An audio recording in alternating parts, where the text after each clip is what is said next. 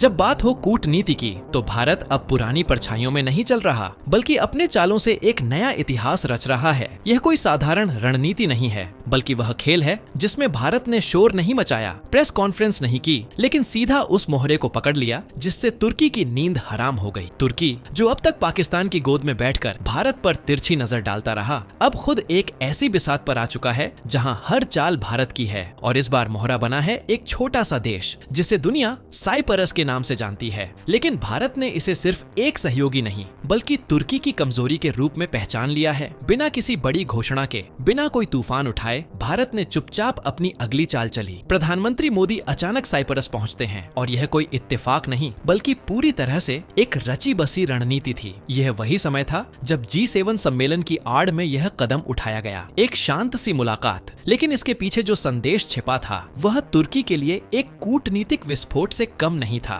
अगर इस पूरे घटनाक्रम को समझना है तो थोड़ा नक्शे पर नजर डालिए। एक ओर है भारत, जो गुलाबी रंग में उभरता हुआ विशाल क्षेत्र है, और दूसरी ओर दूर पश्चिम में तुर्की, जो हल्के पीले रंग में चिन्हित है। तुर्की के ठीक दक्षिण में मौजूद है साइप्रस, एक समुद्र से घिरा छोटा सा देश जो भू राजनीति में बहुत बड़ी भूमिका निभा सकता है। साइप्रस वही देश है जिसे तुर्की ने कई दशक पहले जबरन बांट दिया था। उत्तरी हिस्से पर उसने कब्जा कर लिया और तब से दोनों देशों के बीच एक अदृश्य युद्ध चलता आ रहा है। और अब भारत ने इसी साइप्रस को अपने कूटनीतिक तीर का निशाना बना लिया है। जिस तरह भारत ने तुर्की के पड़ोसी आर्मेनिया के साथ सैन्य और रणनीतिक संबंध मजबूत किए, ठीक उसी तरह अब साइप्रस से दोस्ती की डोर और मजबूत की जा रही है। यह सब बिना कोई हो हल्ला किए हो रहा है। भारत अपने दोस्त चुन रहा है ऐसे मोर्चों पर जो तुर्की को भीतर तक हिला सकें। भारत की यह नई रणनीति केवल प्रतिक्रियात्मक नहीं है, यह उस आत्मविश्वास की निशानी है जो अब वैश्विक मंच पर उभर कर सामने आ रहा है। यह वह भारत है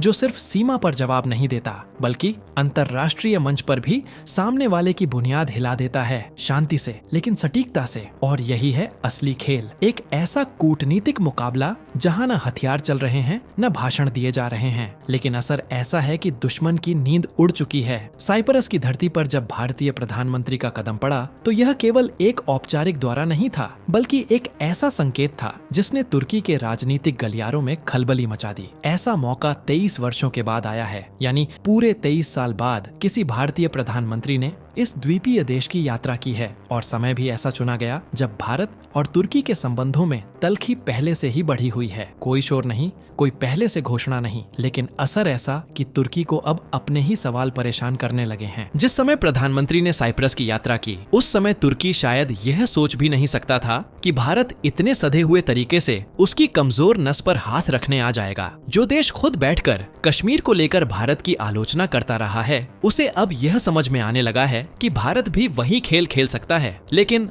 और ज्यादा बारीकी से और ज्यादा असरदार ढंग से। अब वह दिन नहीं रहे जब भारत केवल प्रतिक्रिया देता था। अब भारत चुपचाप सामने वाले की जमीन पर अपने कूटनीतिक मोहरे बिछा देता है। इस यात्रा में एक और बात ने भी तुर्की के कान खड़े कर दिए। साइप्रस का एक प्रमुख बैंक, यूरो बैंक, अब मुंबई में अपना ऑफिस खोल रहा है। यह महज एक बैंक ब्रांच की बात नहीं है, यह एक दरवाजा है जो भारतीय व्यापार को सीधे यूरोप की ओर ले जाएगा। यूरोप, मिडिल ईस्ट, अफ्रीका और साउथ एशिया के बीच व्यापारिक और वित्तीय लेन देन का एक नया नेटवर्क तैयार किया जा रहा है, और इसमें साइप्रस एक सेतु की तरह उभर कर सामने आ रहा है। कम टैक्स, मजबूत फाइनेंशियल सिस्टम और शानदार समुद्री कारोबार, इन सब वजहों से साइप्रस भारतीय कंपनियों के लिए यूरोप में कदम रखने का एक बेहतरीन जरिया बन रहा है। जो कंपनियां यूरोप के बाजारों में घुसना चाहती हैं, उनके लिए यह देश अब एक लॉन्च पैड की भूमिका निभाने को तैयार है। दरअसल यह योजना कोई अचानक बनी रणनीति नहीं है, बल्कि भारत और साइप्रस के बीच यह समझौते पहले से ही आकार ले रहे थे। यूरो बैंक तो पहले ही इंडियन चैम्बर ऑफ कॉमर्स के साथ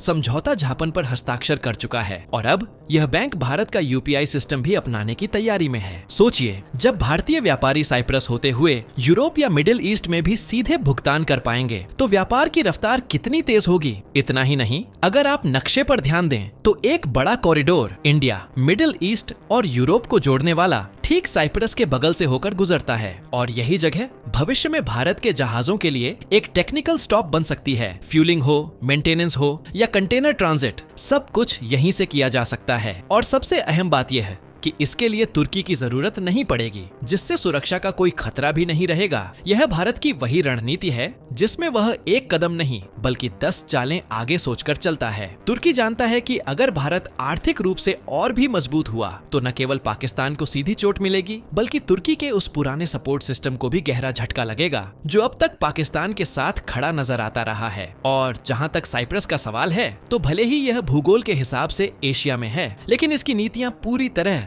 यूरोपीय यूनियन से प्रेरित हैं। राजनीतिक नियंत्रण यूरोप के पास है, लेकिन लीडरशिप अब तक पूरी तरह उसके हाथ में नहीं आई है। शायद यही कारण है कि भारत ने इस मोड़ पर यह रिश्ता मजबूत करना जरूरी समझा, क्योंकि कभी-कभी सबसे छोटा मोहरा ही बड़े खिलाड़ी को मात दे देता है। साइप्रस के साथ भारत का रिश्ता अब सिर्फ कूटनीति तक सीमित नहीं रहा, बल्कि यह व्यापार, ऊर्जा और रणनीति की उस नई दिशा में मुड़ चुका है जो आने वाले समय में पूरी तस्वीर को बदल सकता है। बात सिर्फ आज की नहीं है। आने वाले 2026 में जब साइप्रस को यूरोपीय यूनियन की पूर्ण सदस्यता की कमान मिलने वाली है, तब भारत के साथ इसका गठजोड़ और भी अधिक ताकतवर हो सकता है। अब जरा इस बात पर ध्यान दीजिए, इस साल के आखिर तक भारत और यूरोप के बीच फ्री ट्रेड एग्रीमेंट पर दस्तखत हो सकते हैं, यानी भारत को यूरोपीय बाजारों तक ड्यूटी फ्री एक्सेस मिलेगा और भारतीय माल सीधा बिना किसी टैरिफ के यूरोप की गलियों तक पहुंचेगा। ये वही मौका है जहां साइप्रस की अहमियत कई गुना बढ़ जाती है। अगर भारत पहले से ही इस द्वीप के साथ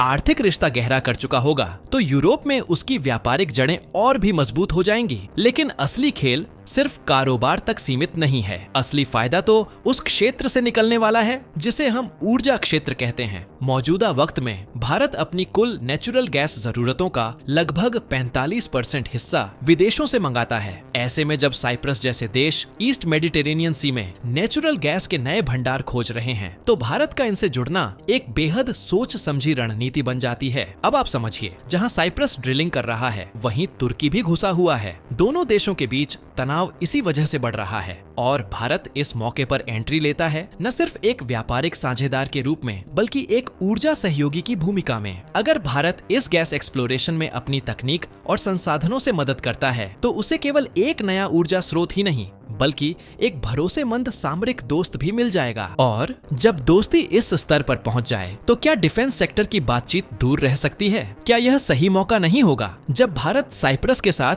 रक्षा क्षेत्र में भी हाथ मिलाए? अगर भारत अपने रक्षा उपकरणों को वहां निर्यात करे, तो यह न केवल एक व्यापारिक जीत होगी, बल्कि तुर्की जैसे देशों के लिए एक कड़ा संदेश भी होगा कि भारत अब केवल बयान नहीं देता, बल्कि जमीनी मोर्चे पर रणनीति को अंजाम भी देता है। आने वाला समय यह तय करेगा कि यह रिश्ता कहां तक पहुंचेगा। लेकिन एक बात साफ है, भारत अब रिश्तों को सिर्फ दिखावे के लिए नहीं निभा रहा, बल्कि उन्हें अपने राष्ट्रीय हितों के साथ इस तरह जोड़ रहा है कि हर कदम देश की ताकत को और बड़ा बनाता है। और यही है वो भारत जो अब वैश्विक मंच पर हर चाल सोच समझकर और समय पर चल रहा है।